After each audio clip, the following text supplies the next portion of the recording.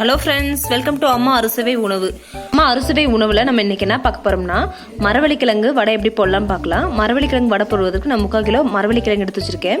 இது ஃபுல்லாக நான் தோல் சீவிட்டு நல்லா சீவிட்டு வந்துடலாம். மரவள்ளி கிழங்கை ஃபுல்லாக வந்து பீட்ரூட் சீவிறத கட்டையில் வச்சு நாங்கள் நல்லா சீவிட்டு வந்துட்டோம்.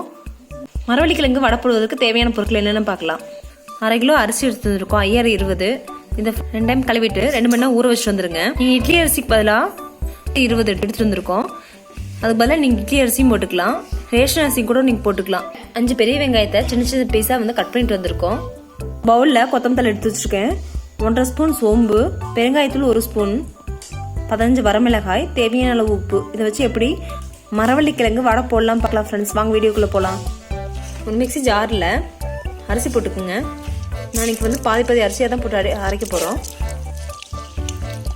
மிளகா போட்டுக்குங்க, உப்பு போட்டுக்குங்க, சோம்பு போட்டுக்குங்க, மரவள்ளி கிழங்கு சீவினது இதெல்லாம் போட்டு மிக்ஸி ஜாரில் அரைச்சிட்டு வந்துடலாம். மிக்ஸி ஜாரில் இன்றைக்கி போட்டு நாங்கள் அரைச்சிட்டு வந்திருக்கோம். நீங்கள் உங்களுக்கு தேவைன்னா நீங்கள் கிரைண்டரில் கூட நீங்கள் அரைச்சிட்டு வந்துடலாம். தேவையான அளவு பெருங்காயத்தூள் போட்டுக்குங்க, வெங்காயம் போட்டுக்குங்க, கொத்தமல்லி போட்டுக்குங்க.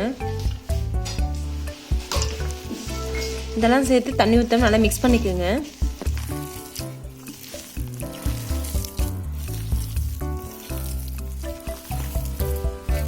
அரிசி நீங்கள் கம்மியாக போட்டிங்கன்னா மிக்சியில் கூட நீங்கள் அரைச்சிக்கோங்க.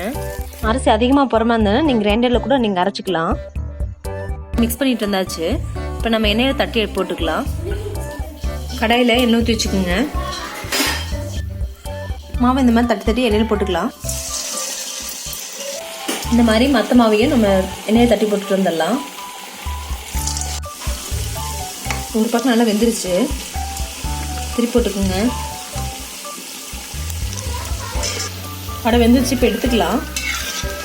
எண்ணெயை ஃபுல்லாக நல்லா வடிகட்டி எடுத்துக்கோங்க. சூப்பரான மரவள்ளி கிழங்கு வடை ரெடி ஆயிடுச்சு. இந்த வீடியோ உங்களுக்கு பிடிச்சிருந்தா ஷேர் பண்ணுங்கள், சப்ஸ்கிரைப் பண்ணுங்கள், மறக்காம பெல் பட்டன் அழுத்திடுங்க. தேங்க்யூ.